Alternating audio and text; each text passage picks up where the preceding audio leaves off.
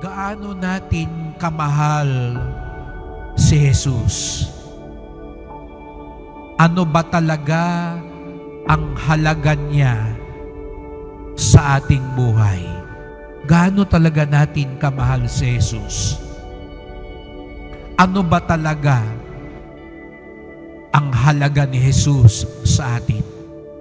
Ngayong araw na ito, mga kapatid, wag lang natin matahin si Judas at gawin siyang napakasamang tao, sapagkat gaya ka ng sinabi ko nga ng linggo ng palaspas, ngayong mga mahal na araw, habang pinapakinggan natin ang mga tauhan sa istorya ng pagpapakasakit at pagkamatay ni Jesus sa Sareno, humarap din tayo sa salamin.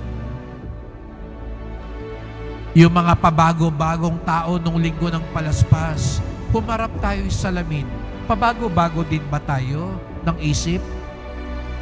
Si Pedro na ang lakas ng loob, mangako, pero mabilis pa sa alas 4, kinain ng salita. Kinakain din ba natin yung salita natin?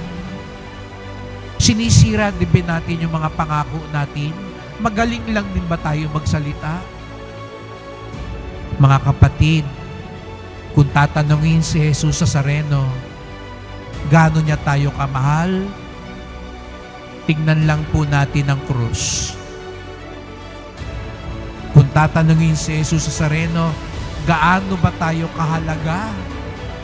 Tingnan lang natin din po ang krus.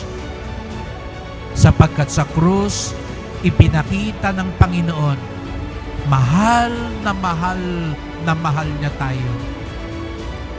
Kahit alam niya, hindi natin matumbasan ang pagmamahal na iyon.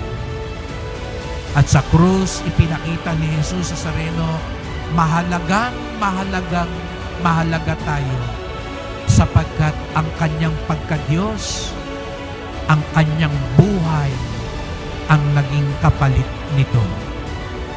Sa paglapit ng pinakapuso ng mga mahal na araw, magpasalamat tayo sa Kanya, sapagkat ipinakita niya at ngayon ay ipinapaalala sa atin gaano tayo kamahal, gaano tayo kahalaga sa Kanya.